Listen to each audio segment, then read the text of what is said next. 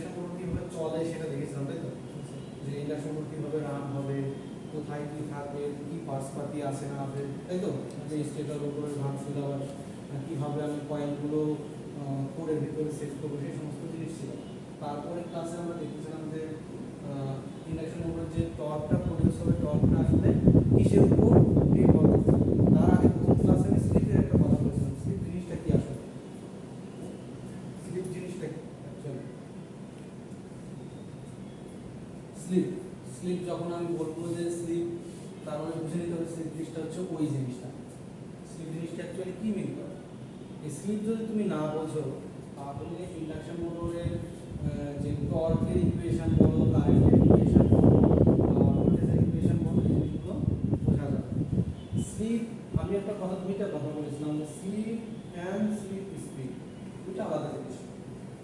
স্লিপের কনসেপ্ট আসছে হচ্ছে আমার মোটরটা ফুললি রানিং অবস্থায় আছে নাকি অর্ধেক রানিং অবস্থায় আছে, আর যে কোনো স্পিডের কথা, যে মোটরটা আসলে কোন স্পিডে দৌড়াচ্ছে, কোন স্পিডে ঘুরছে তা আমি স্লিপ দেখে বুঝতে পারবো।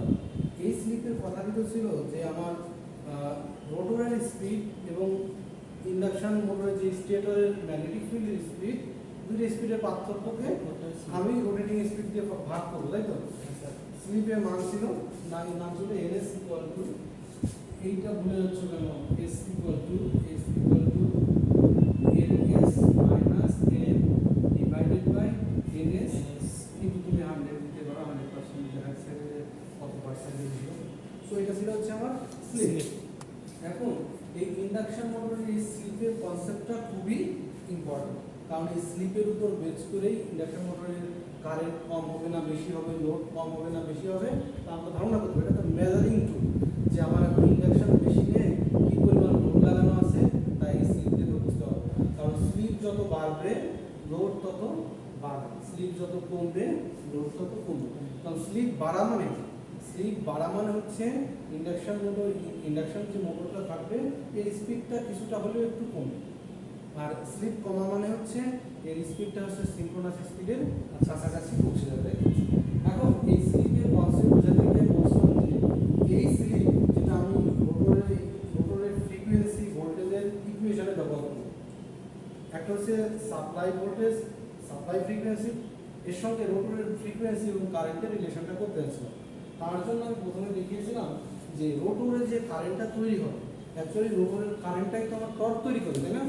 রোটরের কারেন্ট ভোল্টেজ এবং তার ভিতরকার অ্যাঙ্গেল, সেটা হচ্ছে আমার টর্ক তৈরি করে। এখন যে টর্ক তৈরি করতে গেলে কারেন্টের সাথে যদি স্লিপের একটা সম্পর্ক থাকে, বা ভোল্টেজের সাথে তো স্লিপের একটা সম্পর্ক আছেই, তাই না? ফ্রিকোয়েন্সির সাথে স্লিপের একটা সম্পর্ক আসবে, যেহেতু ভোল্টেজের সাথে সম্পর্ক আছে সো ফ্রিকোয়েন্সির সাথে তার সম্পর্ক আছে। সো রোটরের কারেন্টের যে ফ্রিকোয়েন্সিটা হবে তা সাপ্লাই ফ্রিকোয়েন্সির সাথে এস দিয়ে গুণ করতে হবে। এস হচ্ছে আমার স্লিপ, এস হচ্ছে আমার স্লিপ, অর্থাৎ সাপ্লাইয়ের ফ্রিকোয়েন্সি যা থাকবে তাকে যদি আমি রোটরের স্লিপ দিয়ে গুণ করি তাহলেই রোটরের কারেন্টের ফ্রিকোয়েন্সি পাবো।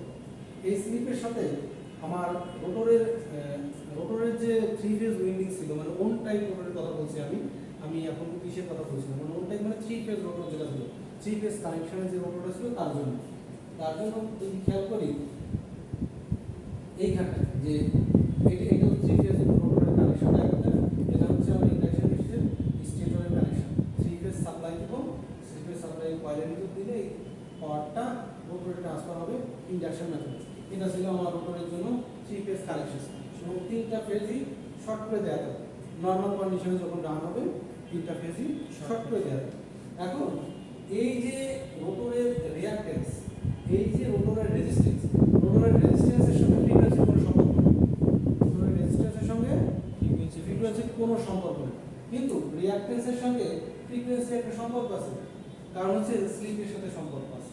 স্লিপ কমলে ফ্রিকোয়েন্সি কমে যায়, স্লিপ কমলে ফ্রিকোয়েন্সি সাথে কমে যায়, সো স্লিপের সাথে সম্পর্ক আছে। সো রিঅ্যাকট্যান্স যা থাকবে তাকে আমাকে এস দিয়ে গুণ করতে হবে, এবং ইনডিউসড ভোল্টেজটাও এস দিয়ে গুণ করতে হবে। সো এই কয়টা জিনিস স্লিপের সাথে রিলেটেড ছিল। সো যখন টর্কের ইকুয়েশন আমি অ্যানালাইসিস করতে যাব তখন এই জিনিসগুলো আমার আসবে। সো আমি যখন টর্কের ইকুয়েশন অ্যানালাইসিস করতে গেছি তখন আমি প্রথমে শুরু করেছিলাম যে স্ট্যান্ড স্টিল অবস্থা, স্ট্যান্ড স্টিল অবস্থায় আমি কি বলেছিলাম, যখন হচ্ছে স্লিপের মান হচ্ছে 1, স্ট্যান্ড স্টিল অবস্থায় স্লিপের মান 1। এই স্লিপের মান 1 তুমি কিভাবে বুঝলে? কারণ হচ্ছে n0, so ns minus n, এটা হচ্ছে শুধু ns হয়ে যাবে, কারণ n তো 0, so ns divided by n হয়ে যাবে 1, ns ডিভাইডেড বাই n হচ্ছে 1, কাটাকাটি গেল, তাই তো? তাহলে এইটা যদি স্ট্যান্ড স্টিল অবস্থায় s এর মান 1 হয়, তাহলে সাপ্লাই ফ্রিকোয়েন্সি আর রোটরের কারেন্টের ফ্রিকোয়েন্সি সেম, সমান, কারণ এর যেহেতু 1, সো এখানকার ভোল্টেজটা E2 সমান হয়ে যাবে, ডিরেক্টলি E2 হবে, s তো থাকবে না। এখন যদি আমি স্ট্যান্ড স্টিল অবস্থায় এর ইকুয়েশনটা আমি ড্রাইভ করতে যাই, তার আগে কারেন্টের ইকুয়েশনটা ড্রাইভ করছিলাম, যে কারেন্ট কত হবে, রোটরের কারেন্ট কতটুকু হবে, রোটরের কারেন্ট হবে যে সেকেন্ডারি থেকে কোন ভোল্টেজ তৈরি হলো, এটা স্ট্যান্ড স্টিল। এই এখানে একটা s থাকার কথা ছিল, কিন্তু s নেই, কারণ আমি এটা শুধুমাত্র এখন কনসিডার করছি যে মোটরটা স্ট্যান্ড স্টিল অবস্থায় আছে, অর্থাৎ এখন চলা শুরু করে নাই। যেহেতু চলা শুরু করে নাই, সো মোটরের কারেন্টের ফ্রিকোয়েন্সি এবং সাপ্লাইয়ের ফ্রিকোয়েন্সি দুটো সেম, এই জন্য ইকুয়েশনটা নিয়ে বসা গেছে। সো I2 হবে E2, অর্থাৎ মোটরের ভিতরে কোন ভোল্টেজ তৈরি হলো ডিভাইডেড বাই রোটরের ভিতরে কত রেজিস্ট্যান্স, মানে ইম্পিডেন্স আছে, এটাকে বলে ইম্পিডেন্স, রেজিস্ট্যান্স প্লাস রিঅ্যাক্ট্যান্স হচ্ছে ইম্পিডেন্স। তাহলে ভাগ করলে আমি পাবো হচ্ছে রোটরের ভিতরে কি পরিমাণে কারেন্ট যাচ্ছে সেটা। আর যদি আমি রোটরের ভিতরে কারেন্ট এবং ভোল্টেজের ভিতরে ফেজ ডিফারেন্স দেখতে চাই, মানে পাওয়ার ফ্যাক্টর, মানে এখন রোটরটা রান করতেছে নো লোড অবস্থায়, সো নো লোড অবস্থা বলছি যে মানে রানিং, মানে রান হয়নি, কেবল স্থির অবস্থা থেকে রান করতে যাবে, এখন রোটরের কারেন্টের পাওয়ার ফ্যাক্টর কত, তার জন্য বলছিলাম cos ∅2 ডিভাইডেড বাই Z2। এটাকে আমি ইকুয়েশনটাকে জাস্ট সাজাইছি, Z2 এর মান হচ্ছে R2² প্লাস X2²। এখান থেকে এটা হচ্ছে স্ট্যান্ড স্টিল অবস্থায় এই ইকুয়েশনটা সত্য। এইটা এসে বলছিলাম এটা রোটেটিং অবস্থায় ইকুয়েশনটা সত্য, কারণ হচ্ছে এখানে স্লিপ থাকবে, কারণ রোটেটিং অবস্থায় স্লিপের মান কিন্তু কম না, সামথিং কিছু একটা, কিন্তু একের সমান না, একের থেকে কম, সো s গুণ করেছি। সো এখন I2 কারেন্টের মান অবশ্যই আলাদা হবে, I2 কারেন্টের মান আলাদা হবে না, অবশ্যই আলাদা হবে, কারণ E2 এর সঙ্গে s একটা গুণ আছে, অর্থাৎ E2 এর মান এখন নরমালি গুণে যাবে, E2 যা থাকবে তার থেকে s কে গুণ করে হচ্ছে ফাইনাল ভ্যালুটা পাওয়া যাবে। এখান থেকে আমি টর্কের ইকুয়েশনে যাচ্ছিলাম, যে যদি তুমি স্ট্যান্ড স্টিল অবস্থায় কারেন্ট এবং ফেজ ডিফারেন্সের অবস্থায় এই হয়, রানিং অবস্থায় কারেন্ট এবং ফেজ ডিফারেন্সের অবস্থায় এই হয়, তাহলে স্ট্যান্ড স্টিল অবস্থায় টর্ক এবং রানিং এর টর্কের ইকুয়েশনটা কেমন হয়, সেই ইকুয়েশনটা এখানে দেখানোর চেষ্টা করতেছিলাম, যে এই একটা ইন্ডাকশন মোটরের টর্ক কতটুকু হবে তা নির্ভর করবে এই 3 ফেজ কয়েলের ভিতরে কি পরিমাণ ভোল্টেজ তৈরি হয়েছে, কি পরিমাণ কারেন্ট তৈরি হয়েছে, এবং তাদের ভিতরে কারেন্ট এবং ভোল্টেজের ভিতরে ফেজ ডিফারেন্স কত, তাই তো? So T proportional to E2 into I2 cos ∅2। এখান থেকে আমি T এখানে T একটা প্রপোর্শনালিটি কনস্ট্যান্ট দিয়ে আমি রিপ্লেস করেছি, সবসময় কনস্ট্যান্ট থাকবে, এটা কখনো চেঞ্জ হবে না। E2 I2 চেঞ্জ হতে পারে, cos ∅2 চেঞ্জ হতে পারে, কিন্তু T কখনো চেঞ্জ হবে না, নির্দিষ্ট মেশিনের জন্য, নির্দিষ্ট স্পিডের জন্য K এর মান নির্দিষ্টই হবে। ওকে, এখন এইটাকে আমি স্টার্টিং এর টর্ক কখন ম্যাক্সিমাম হবে বা টর্কের ইকুয়েশনটা কেমন হবে সেটা দেখানোর চেষ্টা করছিলাম, তাই তো? যে ম্যাক্সিমাম টর্ক কখন হবে বলছি, কখন হবে ম্যাক্সিমাম টর্ক স্টার্টিং এ, যেখানে স্যাচুরেশন শুরু হবে, স্যাচুরেশন শুরু হওয়ার তার একটা কন্ডিশন ছিল যে স্টার্টিং এর টর্ক ম্যাক্সিমাম হবে রোটরের রেজিস্ট্যান্স এবং রিঅ্যাকট্যান্সের মধ্যে একটা সম্পর্ক ছিল, সেখান থেকে ফাইনালি আসে। সো এই ইকুয়েশন, টর্কের ইকুয়েশনের ভিতরে আমি যে কারেন্ট এবং ভোল্টেজ পেয়েছিলাম এবং ফেজ ডিফারেন্স যেটা পেয়েছিলাম, ইকুয়েশনটাকে ইনসার্ট করে দিয়ে ফাইনাল ইকুয়েশনটি হলো R2 divided by Z2 square, আর কিন্তু constant R2 divided by Z2 square. এখন এই ইকুয়েশন থেকে এটা হচ্ছে স্টার্টিং টর্কের একটা ইকুয়েশন, জাস্ট একটা ইকুয়েশন, স্টার্টিং এর টর্ক কতটুকু হবে তার একটা ইকুয়েশন, কিন্তু ম্যাক্সিমাম কতটুকু টর্ক হবে এখান থেকে সেটা বোঝা যাচ্ছে।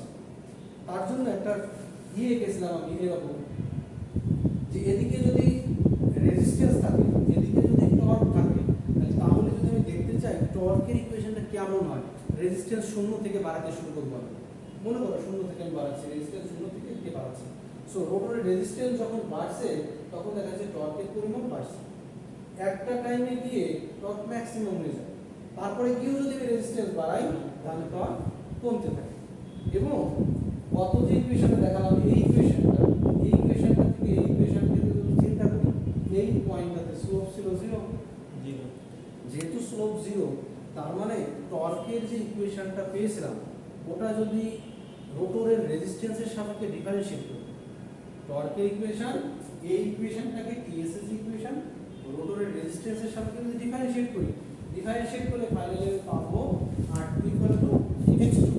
এটা মিন করে যে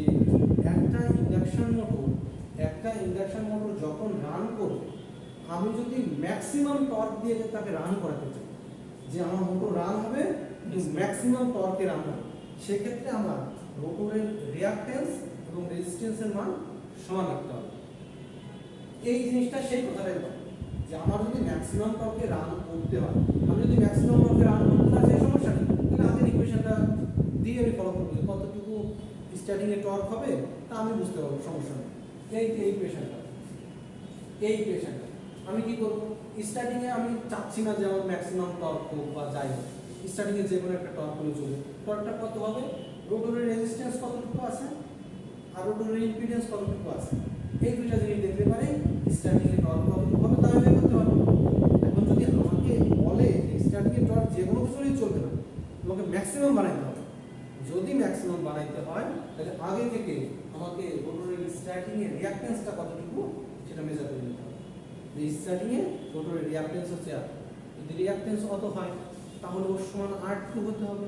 সো রোটরের রেজিস্ট্যান্সের মান যদি কম থাকে, মনে করো 100 ওহম যদি রোটরের রেজিস্ট্যান্স হয় তাহলে মনে করো যে আমার ম্যাক্সিমাম টর্ক হয়, কিন্তু আমি রোটরের রেজিস্ট্যান্স ভাবলাম 100 ওহম না, সেটা আছে 80 ওহম, 80 ওহম আছে। এখন এই 20 ওহম তো কম আছে, তো স্টার্টিং এ রান করতে গেলে ম্যাক্সিমাম টর্ক পাবো না, সেক্ষেত্রে আমার বাইরে থেকে 20 ওহম রেজিস্ট্যান্স ইনসার্ট করতে হবে। 3 ফেজ উইন্ডিং যেহেতু, সো স্লিপ রিং এর মাধ্যমে যদি 20 ওহম রেজিস্ট্যান্স আমি অ্যাড করতে পারি, এটা ম্যাক্সিমাম টর্কে রান করতে হবে। এটা ছিল মোটামুটি আমার স্ট্যান্ড অবস্থায় যে স্টার্টিং এ রোটরের টর্ক কেমন হবে তার কন্ডিশন দিয়ে, যে টর্ক কীরকম পাবে স্টার্টিং। যদি টর্ক ম্যাক্সিমাম হয় তাহলে হচ্ছে কারেন্ট এবং ভোল্টেজের মধ্যে ফেজ ডিফারেন্স থাকবে 25 ডিগ্রি, এবং কারেন্ট এবং 45 ডিগ্রির জন্য ল্যাগিং হবে 0.7 ল্যাগিং, ওই যে 0.7 ল্যাগিং। যদি 5 to 45 ডিগ্রি হয় তাহলে টোটাল লস করে মান হবে 0.707 ল্যাগিং। যখন x2 r, তাহলে এটা সমদ্বিবাহু ত্রিভুজের এই কোণটা প্রতিনিধিত্ব হবে। আরেকটা জিনিস বলেছিলাম যে টর্কটা কতটুকু হবে তা ভোল্টেজের উপর নির্ভর করে। সাপ্লাই ভোল্টেজ যদি T proportional to V square, supply voltage যদি কমাই দেই তাহলে স্টার্টিং এ টর্ক কম হবে, সাপ্লাই ভোল্টেজ যদি বাড়াই দেই স্টার্টিং এ টর্ক বেশি হবে। যেহেতু স্কয়ার আকারে আছে, সো যদি আমি 2 কমাই তাহলে 4 গুণ টর্ক কমবে, আর যদি আমি 2 বাড়াই তাহলে 4 গুণ টর্ক বাড়বে, মানে ভোল্টেজের সাথে স্কয়ারলি প্রপোর্শনাল। এরপরে যেটা দেখিয়েছিলাম বিহেভিয়ার, লোড লাগাইলে কি হয়, আমার ইন্ডাকশন মেশিনে লোড লাগাইলে কি হবে, কারেন্টটা কি হবে। লোড হচ্ছে আমার মেকানিক্যাল, যেহেতু মেকানিক্যাল লোড আমার নো লোড অবস্থায়, একটা induction motor normally no load অবস্থায় তুমি ধরে নাও যে এটা 900 আরপিএম ঘুরতেছিল, 900 আরপিএম 900। যখন লোড লাগাবা, আমরা জানি কি ইন্ডাকশন মোটর হচ্ছে কনস্ট্যান্ট স্পিড মোটর, মোটামুটি স্পিডটা খুব বেশি ভ্যারি করে না, খুব সামান্য কম বেশি। এখন যখন লোড লাগালে অবস্থা হয়তো স্পিড 900 হবে না, কিন্তু 880 হয়ে যাবে, খুব ডিফারেন্সটা খুব কাছাকাছি হবে। এটা এমন না যে ওটা 900 হলে এটা 800 হয়ে যাবে, এমন হবে না, স্পিডটা ডিফারেন্সটা খুব কাছাকাছি হবে। কিন্তু এই স্পিডের পার্থক্য হলেও দেখা যাবে যখন সাডেনলি একটা লোড আমি ইন্ডাকশন মোটরে লাগাবো, তখন লোডের কারণে লোডের তো একটা টর্ক আছে, সে লোডটা টেনে ধরবে, লোডটাকে টেনে ধরবে, লোডটাকে ঘুরতে দেবে, সো কি করবে, লোডটা স্লো ডাউন হয়ে যাবে। যখনই লোডটা স্লো ডাউন হয়ে যাবে তখন বেশি বেশি ম্যাগনেটিক ফিল্ড লোডটাকে কাট করবে, বেশি ম্যাগনেটিক ফিল্ড লোডটাকে কাট করলে রোটারের ভিতর ভোল্টেজ বেশি হলে রোটারের ভিতর বেশি পরিমাণে কারেন্ট চলে আসবে। বেশি পরিমাণে কারেন্টটা কি হয়েছে, কারেন্ট টর্কের ইকুয়েশনে কি ছিল, T proportional to E2 into I2 cos phi, তাই না? সো E2 I2 পারলে টর্ক অবশ্যই পাবে, মানে যেহেতু প্রপোর্শনাল, তাই তো। সো যখনই লোড লাগাবো তখনই রোটরটা স্লো ডাউন হয়ে যাওয়ার সঙ্গে সঙ্গে বেশি বেশি করে টর্ক বেশি বেশি করে ম্যাগনেটিক ফিল্ড এতে কাট করবে, বেশি বেশি ম্যাগনেটিক ফিল্ড কাট করলেই বেশি কারেন্ট আমি সেকেন্ডারিতে পাবো, সো টর্কটা বেশি আসবে। এর সাথে যদি ট্রান্সফরমারের অ্যাকশন আমি মিলাইতে চাইতাম, তাহলে বেশি কারেন্ট যদি আমার রোটরের ভিতর দিয়ে যায় তাহলে সাপ্লাই থেকেও বেশি কারেন্ট আসবে। সো এই অ্যাকশনটা বর্ণনা করার জন্য বলছিলাম, যখনই সেকেন্ডারি থেকে বেশি পরিমাণ কারেন্ট নিচ্ছে সে, তখন সেই কারেন্টের জন্য একটা ম্যাগনেটিক ফিল্ড তৈরি হয়। সেই ম্যাগনেটিক ফিল্ডটা ওই যে মিউচুয়াল যে ফ্লাক্সটা তৈরি হয়েছিল স্টেটর এবং রোটরের ভিতরে, স্টেটর এবং রোটরের ভিতরে যে মিউচুয়াল ফ্লাক্সটা তৈরি হচ্ছিল, সেই ফ্লাক্সটাকে একটু কমাই দেওয়ার চেষ্টা করবে।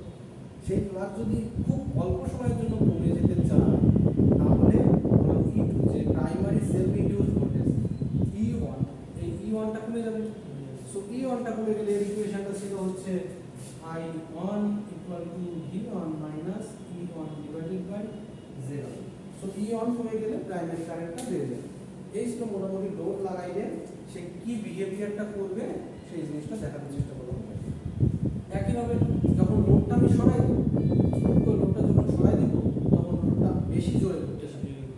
বেশি জোরে ঘুরলে কি হবে? বেশি জোরে ঘুরলে কি হবে? কারেন্টটা কমে যাবে। বেশি জোরে ঘুরলে পরে এই যে ম্যাগনেটিক ফিল্ডটা থাকবে, রোটেটিং ম্যাগনেটিক ফিল্ডটা ছোটোর বারকে কম কাট করবে। ছোটোর বারকে যদি সে কম কাট করে, তাহলে কম ভোল্টেজ তৈরি হবে, সো কম কারেন্ট তৈরি হবে। যদি কম কারেন্ট তৈরি হয়, সাপ্লাই থেকে কম কারেন্ট দেবে। সো যখন রোটরে বেশি কারেন্ট, তখন সাপ্লাই থেকে সে বেশি কারেন্ট। যখন রোটরে কম কারেন্ট, তখন সাপ্লাই থেকে অটোমেটিকলি কম কারেন্ট দেবে। এই ছিল মোটামুটি যদি আমি লোড লাগাই, behaviour of three phase induction motor on load. Loaded অবস্থায় একটা ইন্ডাকশন মোটর কিভাবে বিহেভ করে তার ব্যাখ্যা ছিল এই ধরনের। ওকে, এরপরে ছিল টর্ক আন্ডার রানিং কন্ডিশন। এটা আমি দেখাইছিলাম, দেখাই রানিং কন্ডিশনে যখন হিসাব করতে যাবো, তখন স্লিপের হিসাব আসবে আমার, কারেন্টের ইকুয়েশনের ভিতর স্লিপের হিসাব আসবে, ভোল্টেজের ইকুয়েশনের ভিতর স্লিপের হিসাব আসবে, তাই না? সো আমি ধরে নিই এই যে সেকেন্ডারি রোটরে যে ভোল্টেজটা তৈরি হচ্ছে, সেই ভোল্টেজটার নাম হচ্ছে E2 প্রাইম। E2 প্রাইম এখন কিসের সমান হবে? S ইনটু E2, কারণ E2 এর সাথে S গুণ হয়ে যাবে। এখন সেকেন্ডারিতে S ইনটু E2 হবে, সো এটার নাম দিয়েছি E2 প্রাইম। আবার যে রিঅ্যাকট্যান্সটা ছিল X2, X2 এখন X2 প্রাইম হিসেবে চিন্তা করব। সো X2 প্রাইম হবে S into X2, S into X2, কারণ স্লিপের সাথে সম্পর্ক আছে যেহেতু। সো সেখান থেকে আমি কারেন্টের ইকুয়েশন বের করলাম এবং পাওয়ার ফ্যাক্টর ইকুয়েশনটা বের করলাম। তারপরে আমি কি করলাম? টর্কের ইকুয়েশনটা বের করতে চেষ্টা করলাম। টর্কের ইকুয়েশন বের করে এখন আমি দেখতে পাচ্ছি কি এটা একই হবে, ওই যে ম্যাক্সিমাম টর্ক কখন হবে সেটা আমি হিসাব করব। নরমাল টর্কের ইকুয়েশন হচ্ছে এরকম, যেভাবে আমি বের করেছি আগে, এটাও ঠিক একইভাবে বের করতে হবে। যেহেতু এটা ম্যাক্সিমাম টর্কের যদি আমি হিসাব করি, এখন কি করব? ওই সে একইভাবে R2 এর জন্য, R2 এর জন্য কখন ম্যাক্সিমাম হবে, এই জন্য আমি ডিফারেন্সিয়েট করব। এখানে লেখা নেই কেন? স্লিপের জন্য বুঝছেন? আচ্ছা, কত স্লিপের জন্য ম্যাক্সিমাম টর্ক হবে সেই জিনিস হিসাব করছি। কত স্লিপের জন্য, এই জন্য স্লিপের সাথে ডিফারেন্সিয়েট করছি, D ডিভাইডেড বাই DS, স্লিপের সাথে ডিফারেন্সিয়েট করছি, ইকুয়েশনটাকে স্লিপের সাথে ডিফারেন্সিয়েট করছি। এবং দেখতে পাচ্ছি যদি R2 এর ভ্যালু ইকুয়াল টু SX2, মানে মনে করো তুমি সামথিং 0.5 স্লিপে মোটরটাকে রান করাচ্ছ, যদিও 0.5 এর অনেক বেশি, এত বেশি ভ্যারিয়েশন এর মধ্যে পয়েন্ট স্লিপ পয়েন্ট অনেকগুলি রান করছে, তাহলে এই কন্ডিশনে আমার কতটুকু রেজিস্ট্যান্স হলে পরে টর্কটা ম্যাক্সিমাম হবে সেটা আমার নির্ধারণ করতে হবে এই ভ্যালুটা থেকে। সো এস এর মান যদি 0.1 হয় আর x2 এর মান যদি 2 হয়, এস এর মান যদি 0.1 হয়, x2 এর মান যদি 2 হয়, তাহলে টোটাল ভ্যালু কত হবে? 0.2। সো R2 এর মান যদি 0.2 হয়, ওই কন্ডিশনে মোটরটা যে স্পিডে রান করতেছে ওই কন্ডিশনের জন্য টর্কটা ম্যাক্সিমাম হবে। সো স্টার্টিং এর কন্ডিশন একরকম, রানিং এর কন্ডিশন আরেকরকম। রানিং এ তো শুধু স্যার স্লিপটাই রানিং এর স্লিপের সাথে গুণ হবে, আগেরটার সাথে এখন সবই সেম ছিল, সবই সেম ছিল। R2 ইকুয়াল টু x2, প্রথমে ছিল R2 equal to x2। Starting এ কি পরিমাণ রিঅ্যাকট্যান্স আছে, স্টার্টিং এ কি পরিমাণ রিঅ্যাকট্যান্স আছে সেটা সমান হতে হবে রানিং এর, সেটা সমান হবে R2। স্টার্টিং এর রিঅ্যাকট্যান্স ইকুয়াল টু স্টার্টিং এর রেজিস্ট্যান্স, এই দুটো সমান হতে হবে, তাহলে স্টার্টিং এ ম্যাক্সিমাম টর্ক পাবো। তো রানিং এর ক্ষেত্রে কি হচ্ছে? রানিং এর reactance equal to resistance, resistance তো রানিং বা স্ট্যাকিংয়ের সাথে কোনো সম্পর্ক নেই, রেজিস্ট্যান্স স্লিপের ইন্ডিপেন্ডেন্ট, কারণ আর টু স্লিপের সাথে কোনো সম্পর্ক নেই, রেজিস্ট্যান্সের সাথে কোনো সম্পর্ক নেই। সো রানিং এর কন্ডিশনে যে রিঅ্যাক্ট্যান্সটা থাকবে তার উপরে রেজিস্ট্যান্সের সমান হলে পরে রানিং কন্ডিশনে ম্যাক্সিমাম টর্ক পাবো। ওকে, এখান থেকে স্লিপে হিসাব করতে পারি, একটা মোটরের যদি মোটরের রেজিস্ট্যান্স জানি, তার রিঅ্যাক্ট্যান্সের মান জানি, তাহলে কত স্লিপে ঘুরবে সেটা আমি বের করতে হবে।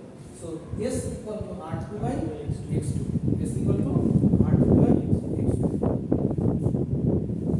হ্যাঁ, এটা ছিল মোটামুটি গত ক্লাসের পড়ালেখা। গত ক্লাসেই এই পর্যন্ত আমি একটু আলোচনা করছিলাম, এখানে একটু দেখে নিন যে সমস্ত কথা বলছি এখানে আছে। আজকে একটা নতুন জিনিস শুরু করতে যাচ্ছিলাম।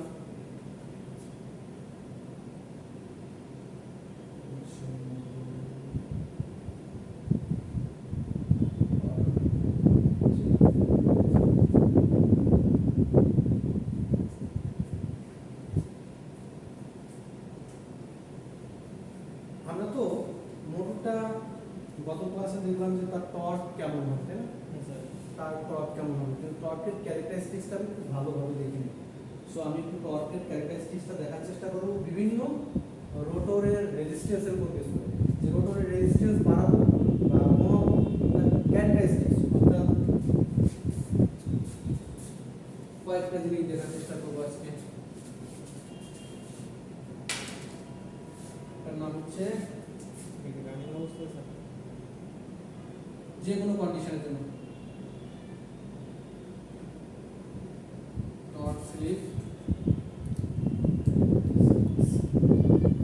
টর্ক এবং স্লিপের ভিতরে টি আর হচ্ছে এস, টর্ক স্লিপ ক্যারেক্টারিস্টিক্স, আর হচ্ছে টর্ক স্পিড ক্যারেক্টারিস্টিক্স।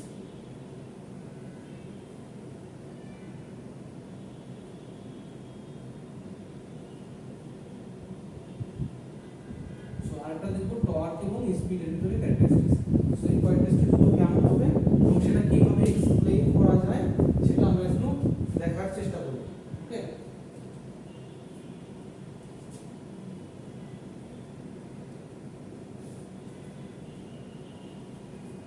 এখন এই জিনিসটা একটু খেয়াল করো, এখানে এই এই চিত্রটা একটু আঁকো, চিত্রটা একটু আঁকো। আমার y অ্যাক্সিস এ থাকবে টর্ক, x অ্যাক্সিস এ থাকবে স্লিপ, স্লিপের মান 0 থেকে সর্বোচ্চ 1 পর্যন্ত থাকতে পারে, আমরা এটা ম্যাক্সিমাম টর্ক।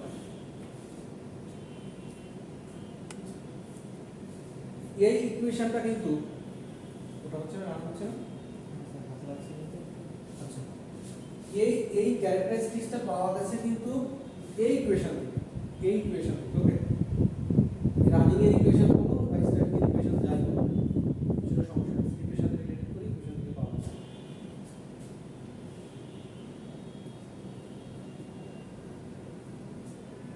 স্লিপের বিভিন্ন মানের জন্য এখানে আমি টর্কের স্লিপের ক্যারেক্টারিস্টিক্সটা নিয়েছি। ওকে,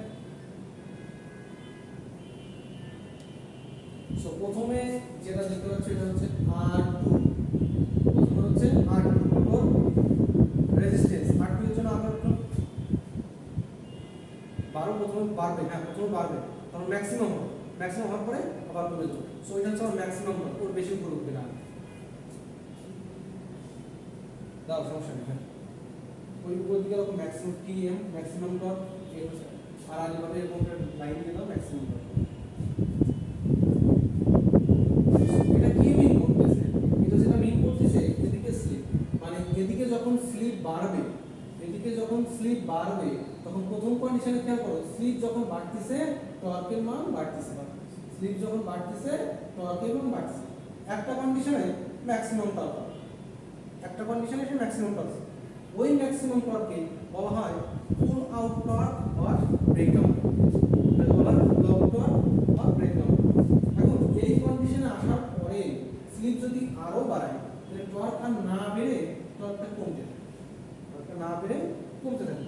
সো এই R2 দিয়ে বোঝানো হচ্ছে যে রোটরের রেজিস্ট্যান্সের মান যখন নরমালি সবথেকে কম ছিল, রোটরের রেজিস্ট্যান্সের মান সবথেকে কম ছিল। এখন কি করলাম, রোটরের রেজিস্ট্যান্সের মান একটু বাড়াই দেখি কি হয়। রোটরের রেজিস্ট্যান্সের মানে আমি বাড়ালাম, এটা হচ্ছে R2 করে দিলাম।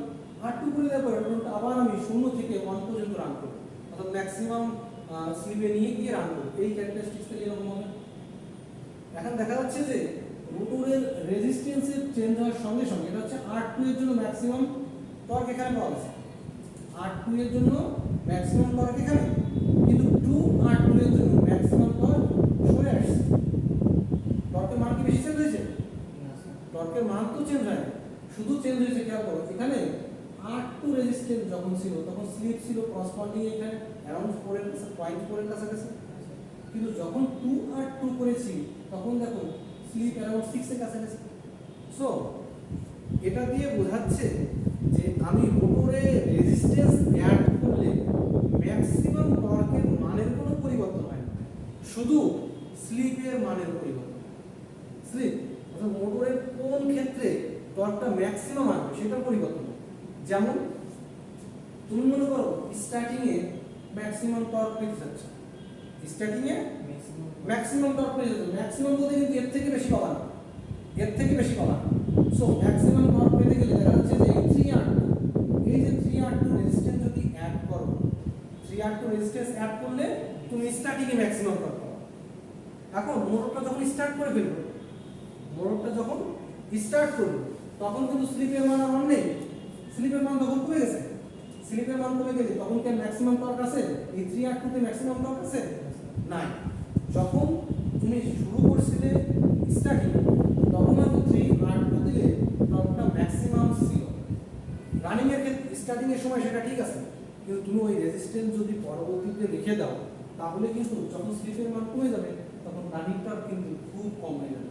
এর জন্য যখন এক্সট্রা রেজিস্ট্যান্স বাইরের থেকে অ্যাড করা হয় তখন মোটরটা যখন রান করে পরবর্তীতে রেজিস্ট্যান্সটা সবাই করা হয়, তিনটা দেখাচ্ছিলাম আমরা 3 ফেজ 3টা রেজিস্ট্যান্স অ্যাড করবো, ওটা শুধু স্টার্টিং এর জন্য। কারণ কি? এই যে স্লিপের ক্যারেক্টারিস্টিক্স, এখানে ম্যাক্সিমাম টর্কের কোনো পরিবর্তন হয় না, শুধু কোন স্লিপের টর্কটা ম্যাক্সিমাম হবে সেটা নির্ধারণ করবে, যে এই ম্যাক্সিমামটা স্লিপের এইখানে আসবে নাকি স্লিপের এইখানে আসবে, শুধু এইটুকু রেজিস্ট্যান্স অ্যাড করে পার্থক্যটা করা। আমার কথাটা কি বুঝতে পারতেছ? শুধু স্যার এটা মানে ম্যাক্সিমাম টর্কের জন্য এটা ইউজ করা হয়। ম্যাক্সিমাম আমি তো এটা বোঝাতে চাচ্ছি যে ম্যাক্সিমামটা কখন হবে, সে স্টার্টিং এ হবে, হ্যাঁ মানে এটা আমি বোঝাতে চাচ্ছি যে ম্যাক্সিমাম টর্ক যা আছে শুধু রেজিস্ট্যান্স R2 থাকলে যা হবে 2R2 থাকলে তো তার বেশি হবে না, ম্যাক্সিমাম যা আছে সব জায়গাতেই সেম, কিন্তু কথা হচ্ছে যে এই ম্যাক্সিমামটা আসবে কখন, রোটরের কোন স্পিডের জন্য ম্যাক্সিমামটা আসবে। যেমন এখানে বলতেছি যদি স্ট্যান্ড স্টিল অবস্থায় থাকে তাহলে এখানে যদি ম্যাক্সিমাম আনতে হয় তাহলে রোটরের রেজিস্ট্যান্স হতে হবে 3R2, কিন্তু যখন মোটরটা রানিং অবস্থায় আছে মনে করলাম তখন আমার স্লিপ আছে 0.4, তখন কি 3R2 তে ম্যাক্সিমাম আছে? না, তখন ম্যাক্সিমাম আছে হচ্ছে R2 তে।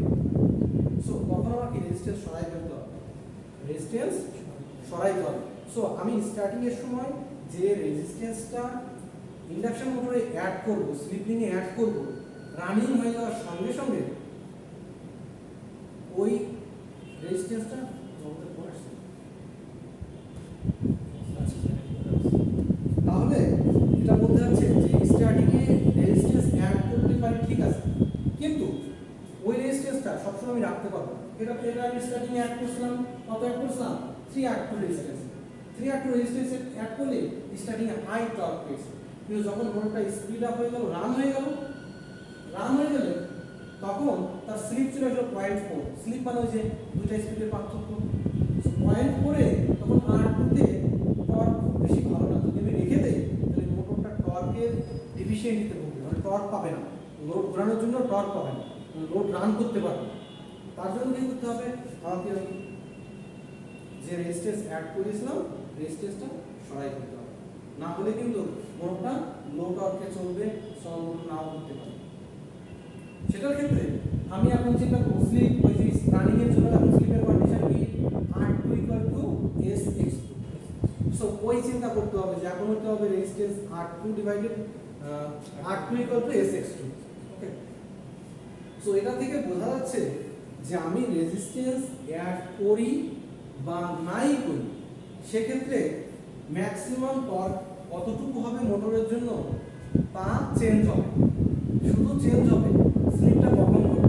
মনে করে এখান থেকে ওই পর্যন্ত একটা টর্ক, মোটরটা মনে করে এখানে ঘুরলে পরে 0, ওখানে ঘুরলে 1000, এখানে ঘুরলে 0, ওখানে ঘুরলে 1000।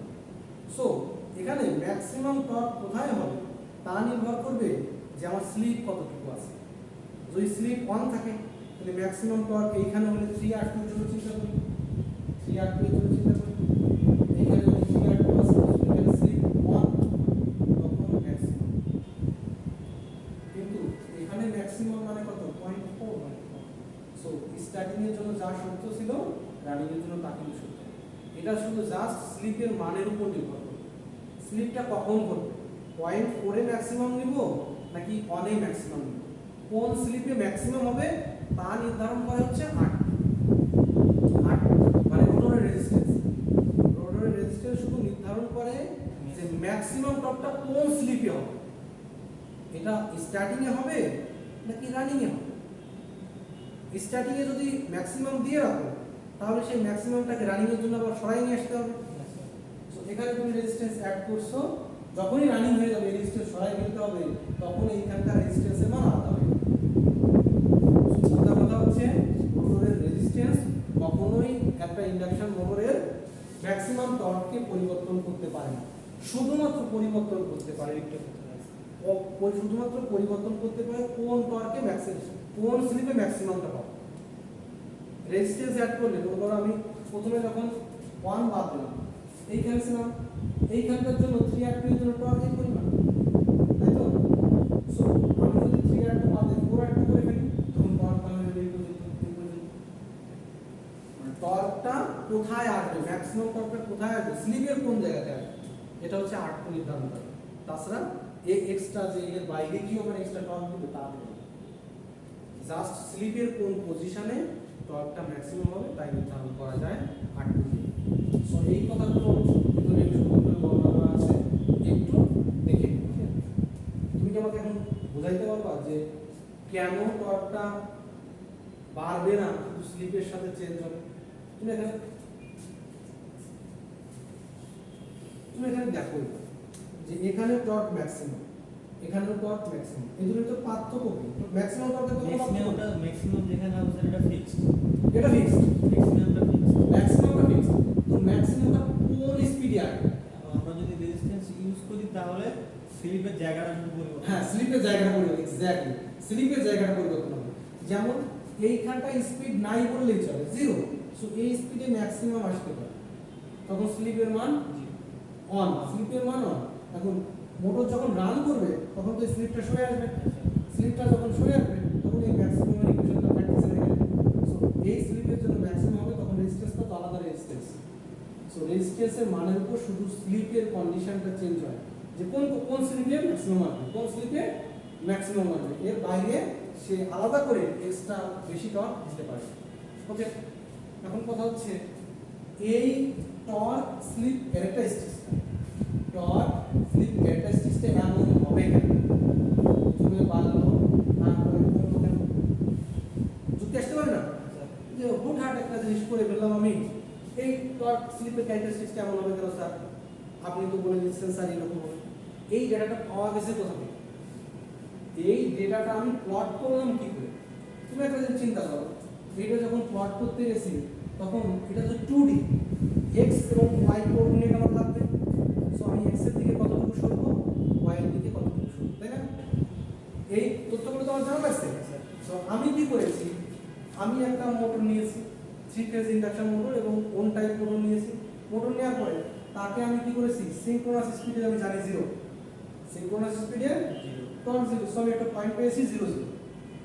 এরপরে কি করব, রোটরের মান কি করলাম R2, রোটরের মান R2 রেখে দিলাম। যেহেতু R2 রাখছি এখন কি স্লিপের মান পরিবর্তন করার জন্য মোটরের মান পরিবর্তন করব, যে ইন্ডাকশন মোটরে এখন অল্প একটু লোড লাগাইছি, ছোট্ট একটু লোড লাগিয়েছি। সো ছোট্ট একটু লোডের জন্য টর্ক কতটুকু পাচ্ছি মেজার করব, কারণ R2 এর মান তো ফিক্সড, R2 এর মান তো ফিক্সড। আমার এখন পরিবর্তন করতে স্লিপ পরিবর্তন করতে গেলে আমার লোডকে পরিবর্তন করতে হবে। লোড মানে কি পরিমাণ লোড লাগাচ্ছে। সো পূর্বে একটা লোড ছিল 10 কেজি, 10 কেজির একটা লোড ছিল, তখন স্লিপ ছিল 0.2। সো 0.2 এর জন্য তুমি একটা ম্যাক্সিমাম টর্ক পাবো। সো স্লিপের মানটা তো পেলাম আমরা। সো তার জন্য একটা টর্ক পাবো। সো এই পয়েন্টটা চলে আসবে 0.2 থেকে এই পয়েন্ট, একটা পয়েন্ট। আবার লোড চেঞ্জ করবো, আমি লোড চেঞ্জ করে স্লিপ বানালাম কত 0.4, তার জন্য একটা টর্ক পাবো। সো এই পয়েন্ট হিসাবে একটা টর্ক পাবো। বুঝা গেল?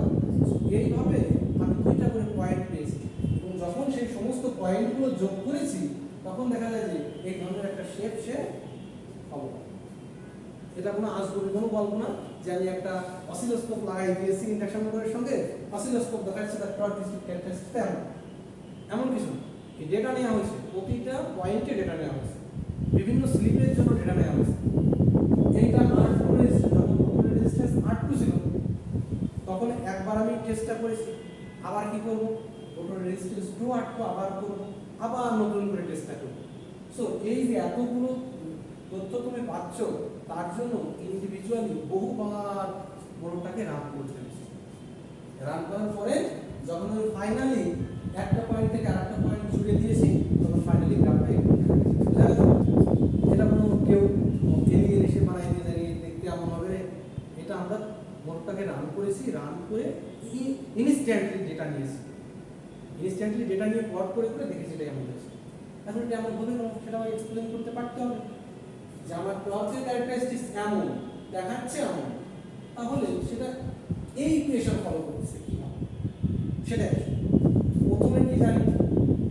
প্রথমে হচ্ছে স্লিপ 0, স্লিপ 0 মানে হচ্ছে টর্ক 0 হবে। কথা হচ্ছে স্লিপ 0 মানে হচ্ছে সিনক্রোনাস স্পিড আর রোটরের স্পিডের ভিতরে পার্থক্য সমান। সো 0 যদি হয়, সো স্লিপ 0 তে 0 মানে 0 থেকে শুরু হবে, এটা তো বোঝা যাচ্ছে, যেটা অবশ্যই 0 থেকেই শুরু হতে হবে, অন্য কোনো জায়গা থেকে শুরু হতে পারবে না। কারণ এই সময় হচ্ছে রোটরের স্পিড আর হচ্ছে ম্যাগনেটিক ফিল্ডের স্পিড দুটোই সমান। যেহেতু দুটোই সমান, সেহেতু টর্ক হবে 0, টর্ক 0। এখন আসি এই টর্কটা প্রথমে বাড়বে কেন, প্রথমে বাড়বে কেন, প্রথমে বাড়ার জন্য যখন স্লিপ 0.1 হলো, 0.1 এর মাঝামাঝি একটা পয়েন্ট 0.1, 0.1 মানে কি বোঝাচ্ছে, 0.1 মানে কি, সেটা মূলত হাই স্পিডে ঘুরতেছে, অনেক হাই স্পিডে ঘুরতেছে, তাই না? সিনক্রোনাস স্পিডে ঘুরতেছে না, কিন্তু তার কাছাকাছি কোনো একটা স্পিডে ঘুরছে। তার কাছাকাছি কোনো একটা স্পিডে ঘুরলে স্লিপের মান তখন কম হবে। স্লিপের মান আমি 0.1 ধরবো না, যেহেতু হাই স্পিডে ঘুরতেছে স্লিপের মান তখন কম। স্লিপের মান যদি কম হয় তাহলে ফ্রিকোয়েন্সি কি হবে, m prime s into so 0.01 into সাপ্লাইয়ের ফ্রিকোয়েন্সি। সো সাপ্লাইয়ের ফ্রিকোয়েন্সি কম হবে। সাপ্লাইয়ের ফ্রিকোয়েন্সি যদি কম হয়, সাপ্লাইয়ের ফ্রিকোয়েন্সি যদি কম হয়, s স্কয়ার x2 এই পার্টটা খেয়াল করো, এই পার্টটার মান তখন কমে যাবে নরমালি। সো এই রিঅ্যাকট্যান্সের মান তো স্লিপের উপর নির্ভর করে। সো কম স্লিপে এই রিঅ্যাকট্যান্সের মান অবশ্যই কম। সো একটা বড় জিনিসের সঙ্গে যদি ছোট জিনিস যোগ করো, 100 এর সাথে 0.1 যোগ করো, খুব বেশি তো পার্থক্য করো না। সো এই ইকুয়েশনটাকে নতুন করে সাজায় লেখা যায়, যখন স্লিপ অল্প, স্লিপের মান যখন কম, তখন হয়ে যাবে k2 s r2, s তো বাদ হয়ে যাবে।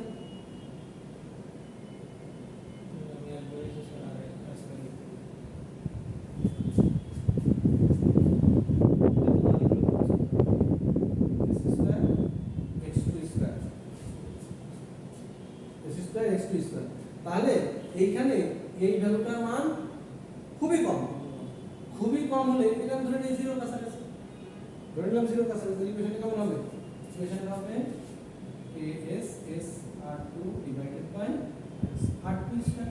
সো r2 কোথায় কাটাকাটি হয়ে গেল, এখানে হয়ে গেল r2 স্কয়ার।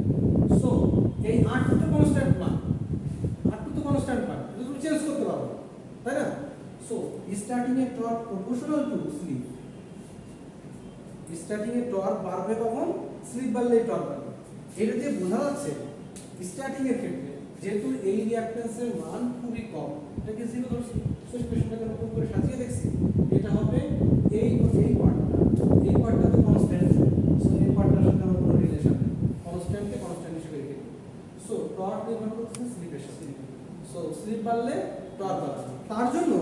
স্টার্টিং এ খেয়াল করো টর্কটা স্লিপ বাড়ছে, এদিকে স্লিপ বাড়ছে, টর্কটা বাড়তেছে, এদিকে স্লিপ বাড়তেছে, টর্কটা বাড়তেছে। সো এক পর্যায়ে ম্যাক্সিমামে চলে আসবে, ম্যাক্সিমামে আসলে কি হচ্ছে r2 sx2 ওই কন্ডিশনে চলে আসছে, r2 অথবা r2 x2 তুমি যেটাই চিন্তা করো ওই কন্ডিশনে আসবে। তো ম্যাক্সিমামে আসার পরে কেন সে আবার কমে যাবে?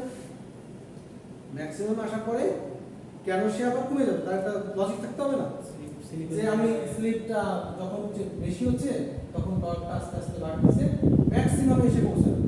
এই ম্যাক্সিমামের থেকে স্লিপটা যদি আবার বাড়ে টর্কটা কমতে থাকে, তার জন্য এই ইকুয়েশনটা আবার একটু রিয়ালাইজ করতে হবে। কেমন রিয়ালাইজ?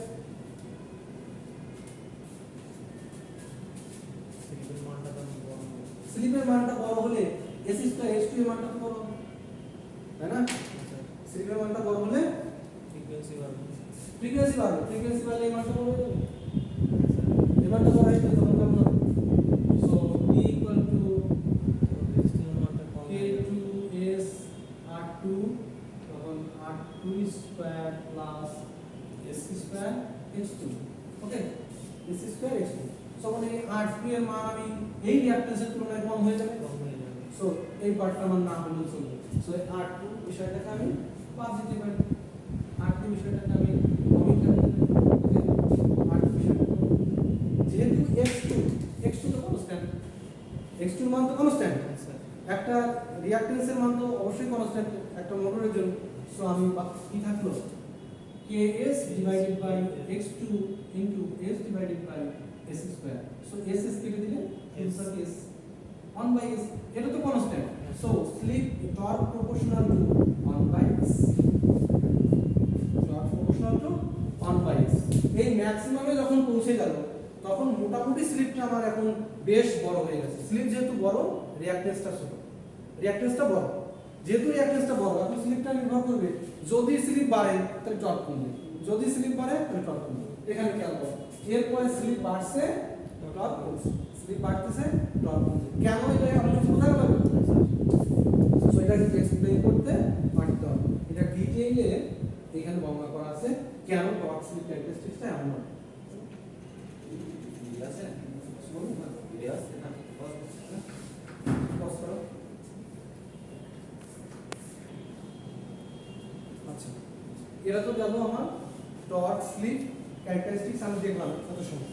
এখন দেখবো টর্ক স্পিড ক্যারেক্টারিস্টিক্স, টর্কের সাথে স্পিডের কিরকম সম্পর্ক আছে। ওকে, টর্কের সঙ্গে এটা ছিল টর্ক এন্ড স্লিপের ক্যারেক্টারিস্টিক্স, এখন দেখবো টর্ক এন্ড স্পিডের ক্যারেক্টারিস্টিক্স। স্পিড মানে রোটরের স্পিড। এখন এই টর্ক স্পিড ক্যারেক্টারিস্টিক্সটাকে তিন ভাগে ভাগ করা যায়। আমি এই দুটো ভাগ পরে আলোচনাও করতে পারি বা এখনো পারি। নরমালি টর্ক স্লিপ ক্যারেক্টারিস্টিকটা হচ্ছে মোটর রিজিয়ন। একটা ইন্ডাকশন মোটর সে মোটর হিসেবেও কাজ করতে পারে, আবার জেনারেটর হিসেবেও কাজ করতে পারে। ওকে, বন্ধ করে দাও।